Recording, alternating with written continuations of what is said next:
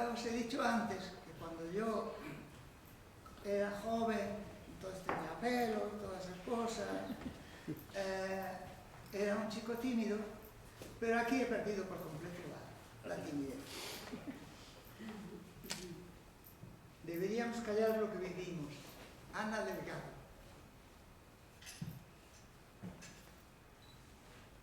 ¿Qué habrá sido de Luc? Venía del país que fue la propiedad del rey Leopoldo, de una guerra tan sucia, tan atroz como todas las guerras. Aquel amigo como se ensangró en sus gastos y no pudo hacer nada, sino llevar su cuerpo inerte en ellos. Las mañanas de los domingos, galets, sable, brise de lame, voilier, horizon, inauguraba el mundo para mí. ¿Qué habrá sido de aquellos hermanos marselleses? He olvidado sus nombres, pero no su alegría. Me llevaban de pesca hasta el Cabo de Gata y más allá, a Monsul, los genoveses. Piratas generosos compartían conmigo su tesoro, el nombre vivo aún de cada pez. ¿Qué habrá sido de aquel adolescente, del Maurice que anunciaba vacaciones? ¿Y quién iba a decirme que al cabo de los años me mostrarías un ansí de lluvia y nieve, aquel baúl en el que tanto recordó mi terraza de Almería, donde tomaba el sol, desnudo para escándalo de vecinos y gozo de sus hijas? ¿Qué habrá sido de Francis? Es posible que viva todavía. Aún me queda algún tiempo para asumir su nombre y su desolación. ¿Qué habrá sido de allí, de mi hermano judío, a quien cada mañana yo pedía perdón por los reyes católicos? Las últimas noticias lo sitúan en ciudades del norte, pero en silla de ruedas, a él, que era la llama generosa y violenta de la vida. O de François, el hijo del minero polaco, que en la ópera de Lille, tratando de ver pieles, heredado destellos, sonrisas aprendidas día a día en el ocio, me ofreció una mirada de infinito resentimiento, el motivo tal vez de mi mejor poema. De todos ellos solo Michel me queda, sus postales, su carta, su voz en el teléfono, cuando la soledad me muerde los talones, me da alcance, o por la casa, maulla este cansancio de vivir.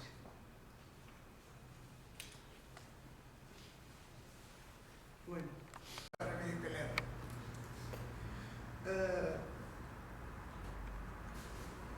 ¿Para qué? Es un poco duro y un poco escéptico.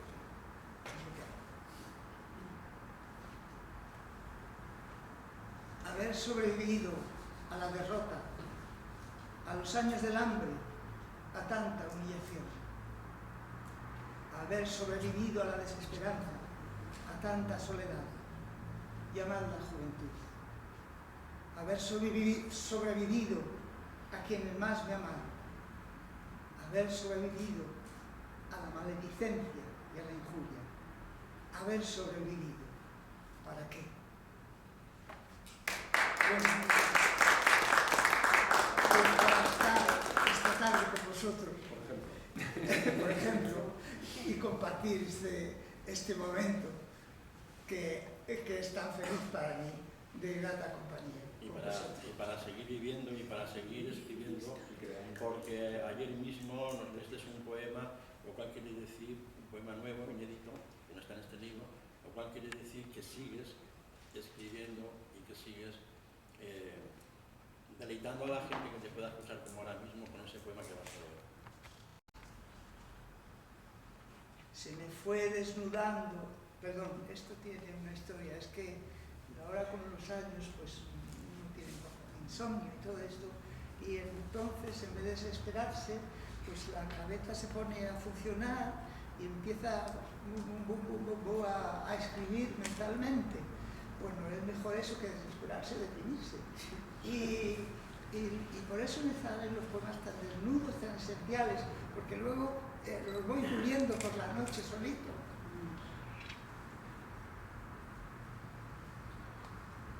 Ayúdame. Se me fue desnudando este poema a lo largo y oscuro de la noche. Quiso darme el calor que ya no tengo, su piel contra mi piel, desnudo de metáforas, de adjetivos inútiles, de rima.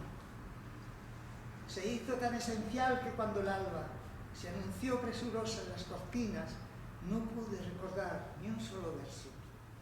Repetí, sin embargo, ayúdame, durante todo el día.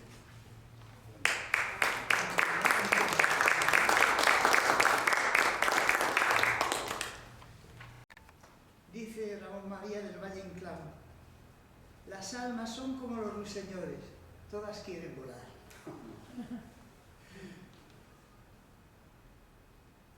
Cuando algún día juegues con la transmigración de las innumerables almas que más allá del tiempo y del espacio vagan solas, en busca de un cuerpo en la tibieza de su sangre, huye de quienes han vivido tanto como yo viví. Prefieren un solo día en la vida de Adriano, emperador, un minuto en la vida de Alejandro Magno. Está clarísimo. Vosotros no os cambiaréis, yo sí me cambiaría. Cambiaría un minuto o 5 minutos de la vida de Alejandro Magno de Alejandro Magno por una vida entera de 81 años de la mía. La intensidad de una vida y la intensidad de la otra. Ese es el mensaje. Este es un poema donde hablo de mi circunstancia familiar. Por razones evidentes, pues en mi casa, que era mi madre era muy aficionada a la música, tocaba el piano, etcétera, etcétera, como todas las burguesas de su tiempo. Entonces, afortunadamente, no había móviles y las chicas tenían, de la burguesía, pues tenían una cierta cultura musical, ¿no? Tenían su piano y todo esto. Y en mi casa, por razones obvias, hay una cosa de ópera que no se podía oír en los discos primeros, que era El adiós a la vida, de Tosca, que es una maravilla. El aria del adiós a la vida. Este poema está dedicado a ese. Y hay una cita de Muñoz Molina que dice: la ficción no nos ha ofrecido una alternativa a la realidad, sino una más de sus facetas posibles. Antonio Muñoz. Y la historia dice así: en realidad, o fuera de ella, no importa. Lo que aquí debe importar son las acotaciones. Os recuerdo que las acotaciones son el texto en prosa, las acotaciones en prosa que utilizan los escritores de teatro, donde describen pues, los muebles que están, etcétera, etcétera, la manera de enfocar la fotografía y todo eso. Repito, en realidad o fuera de ella, no importa. Lo que aquí debe importar son las acotaciones. La casa, en su estructura, en la disposición de algunas dependencias, en torno al gran patio de luces, conserva algo inequívoco de romano y de árabe. Un mobiliario herido por el uso de 3 generaciones, que sin embargo guardan los destellos de un pasado burgués en una mesa Sheraton, en un retrato al óleo, un piano desde 1939 silencioso, en el dorado marco de un espejo. La madre y sus 3 hijos. Falta el padre, el mayor bendecido por los dioses del color y la forma, aunque no perdonaran su miopía. Una muchacha cuyo rostro imitan entre alas y azucenas las andaluces vírgenes. Un niño no, ya no es un niño, pero todavía no descubrió su solo patrimonio, la palabra y sus éxtasis, la intensidad de la zona interior a donde lo conducen, su inviolable altura, el súbito carcaj y el arco que enlucecerme contra la congoja. Y todos ellos en actitud de espera, ilusionada, como si alguien entonces estuviese a punto de traerle la alegría, tantos años ausente. El visitante, al fin, que de algún modo, en el descuido de su indumentaria, muestra su inconformismo, su rebeldía de artista, atenuada por su pertenencia a época y ciudad. Trae un gramófono, sobrevivió a la guerra, al bombardeo de la escuadra alemana, al hambre y a la codicia de un anticuario. Lo sitúa en el centro de la escena, después de los abrazos y los besos. El Uccello alle stelle comienza a escucharse el adiós a la vida de Tosca. Cuando termina el aria, non ho amato mai tanto la vita, hay un largo silencio que perdura mientras cae lento el telón.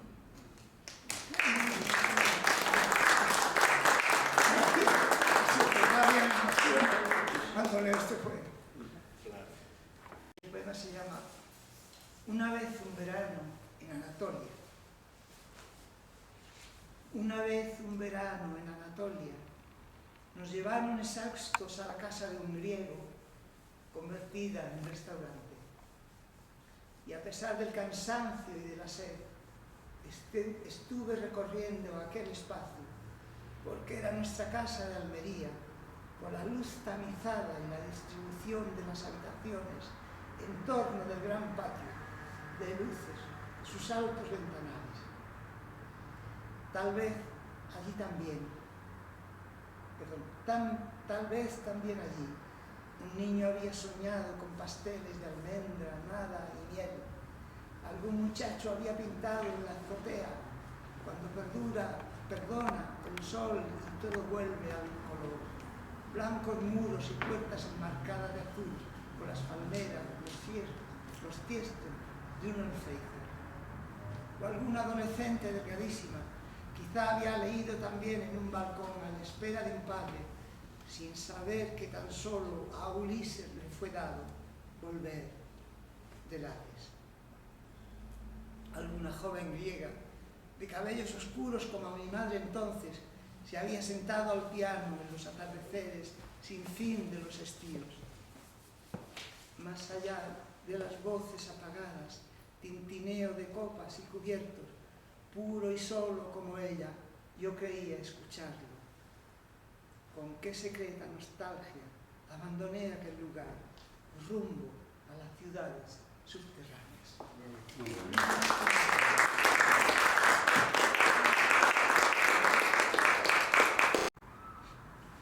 Y en una casa de campo que tenemos, a mi mujer se le ha ocurrido decorar una habitación toda con un cuadrito de mariposas disecadas, lo que es un verdadero horror. Este es el resultado de este poema, el resultado de esa habitación. La habitación de las mariposas. En una habitación extramuros me aguardan mariposas, como si yo pudiera liberarlas de su alfiler. Cuando abro la ventana a la luz cenicienta de la tarde de invierno, todavía me ofrecen su color como vivas y libres. A las noches y el sueño inalcanzado entre sus alaridos. Bueno, porque en esa habitación uno tiene pesadillas con las pobres mariposas.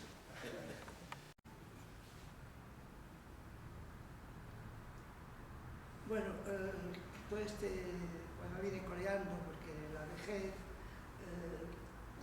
es una cosa progresiva, que viene lentamente, que se acelera en los últimos años despiadadamente, pues te va aislando, en el fondo te va aislando, te cierra entre un muro de cristal.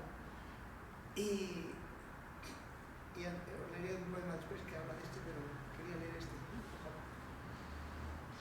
A veces este muro se muestra compasivo y una anónima tarde, como si no existiese, me deja ir hasta el centro de la ciudad y sus luces, allí donde por nada la alegría se ofrece, y con ella la gracia de ángeles del suburbio, de cuerpos que vencieron la atracción de la tierra. Un día volarán hacia la soledad, la miseria y vejez, pero ahora hermanados por aplauso y por música, resplandecen gloriosos. El título es hip hop, No lo he dicho, hip hop. bailarín de hip hop en el fondo.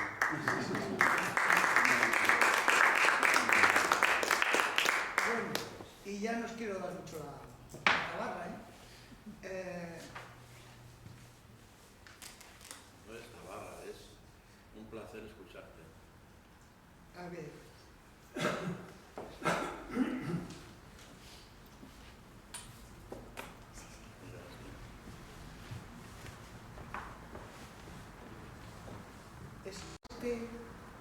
Maldita luz.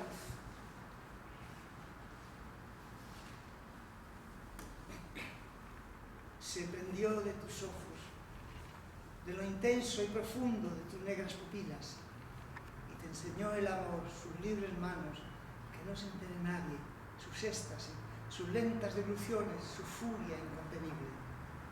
Venía a medianoche y se quedaba contigo hasta la madrugada. Maldita luz.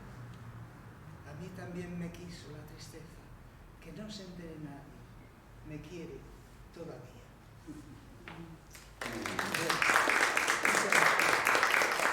Y luego hay un poema que yo leeré.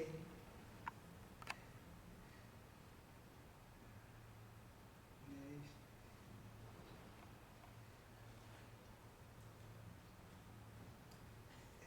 Bueno, ya no voy a leer uno que tengo que contar la historia. Veréis, un día perdí un guante en Madrid. Yo soy muy friolero porque, claro, soy de Almería. Aquí nunca me acostumbré, ya que viví en Alemania, en Francia, en Portugal, pero no me acostumbré al frío. Y siempre llevo guantes. Pues los perdí. Después, otro día... ¿Puede hablar un poquito más alto? Sí. Gracias. Después, otro día, perdí otro.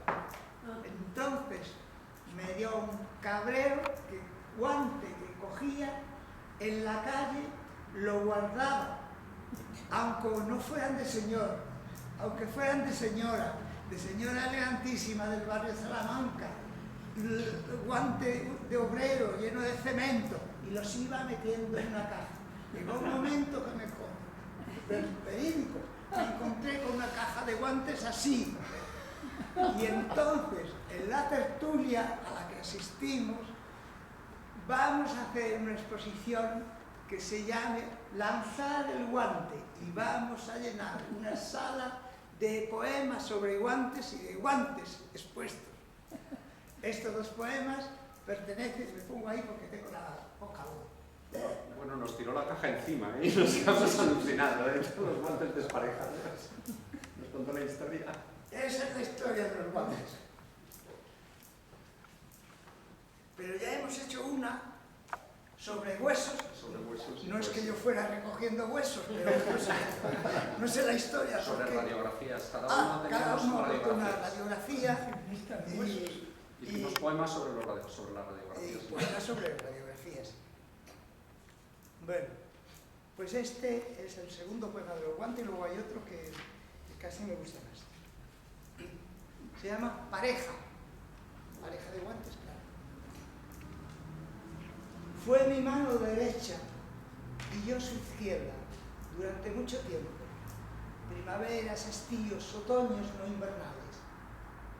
¿Quién podría saber que nos queríamos, iguales y distintos, perfumados, uno en brazos del otro en brazos del uno, allí en la oscuridad de aquel cajón? Después llegaban días de ventura y de frío, en los que nos mirábamos en fugaces espejos, en cada uno de los charcos del azar y la lluvia. Hasta que una mañana, una cómplice niebla nos perdió. Desde entonces dormito en este armario, del que nunca saldré. ¿Cómo me abrigaría de tanta soledad? puede interpretar de muchas maneras. De muchas maneras. Se juega con el armario, etc. Luego, Guantánamo, Guant-Tánamo, también es muy irónico. Nadie sabe por qué se encuentra aquí, porque bueno, en Guantánamo hay gente que es culpable y otra que es inocente y que todo pues lo metieron allí. Nadie sabe por qué se encuentra aquí. Yo juro por ese Dios prohibido cuyo nombre es todo el universo, que mi historia es la misma que la de los demás. Caemos en sus manos un buen día, más bien un horroroso día, y ya no hay días ni aire. ¿En qué unidad de tiempo se mide la tortura? Ay, ese hacinamiento al que se nos confina, sin respetar edades, ni sexo, ni tamaño. Escuchad nuestros gemidos.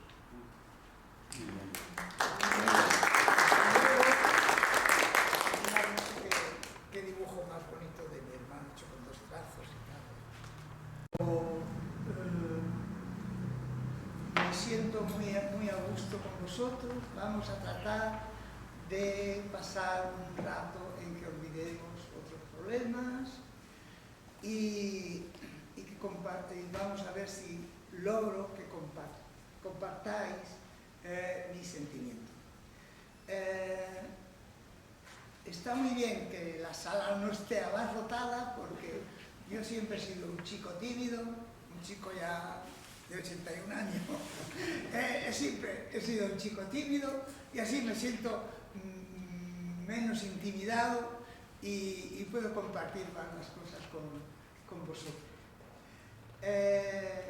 Y voy a romper el orden en que están presentados los poemas. Y el primer poema que voy a leer es ¡Ay, los niños!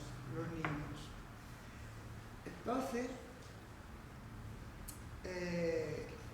para librarnos de las bombas que caían en Almería, caían las bombas, las de Franco y las de la Armada Alemana que se puso en la costa, pues mi abuelo nos llevó, alquiló un chalecito en la vega de Murcia y nos llevó ahí. Y entonces, este es el poema que cuenta esa historia, con un colofón que ya veréis. ¡Ay, los niños! En aquella ciudad donde nunca llovía, de repente llovieron las bombas. ¡Ay, los niños! Y como de costumbre, Dios guardaba silencio. Estaría ocupado con los cuerpos celestes o con las amapolas. Entonces el abuelo nos llevó a aquel cortijo de la huerta de Murcia, no me acuerdo de cuál, y ya no tengo a nadie a quien preguntarle. Como no había leche, mandó comprar arroz y un almirez. Y allí fue, ya que estuvo, la familia completa machacando para que yo no me muriera de hambre. Debo la vida al bronce, perdonen las campanas, mudas aquellos años. Ay, esos niños sirios, sin abuelos, ni almireces, ni arroz.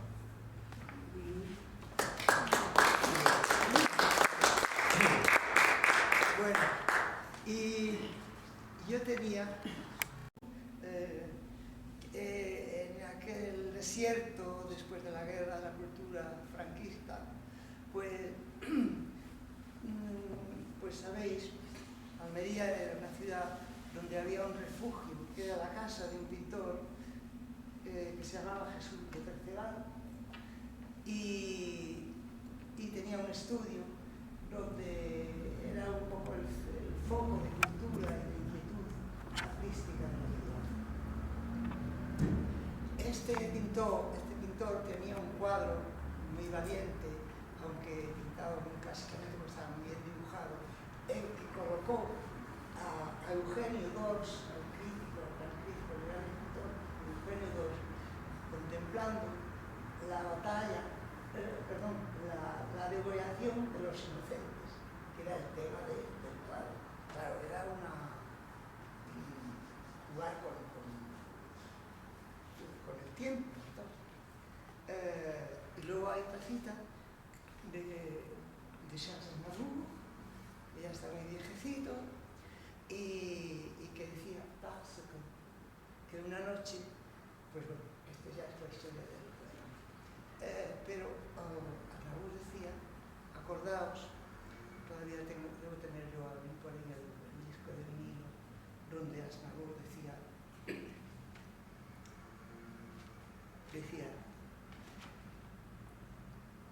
parce que tu as 20 ans, tu te crois tout permis, tu joues avec mon cœur comme un enfant gâté qui demande un joujou pour le réduire en miettes. Mais prends garde, chérie, à la vie, à la mort. Y lo otro ya no me acuerdo.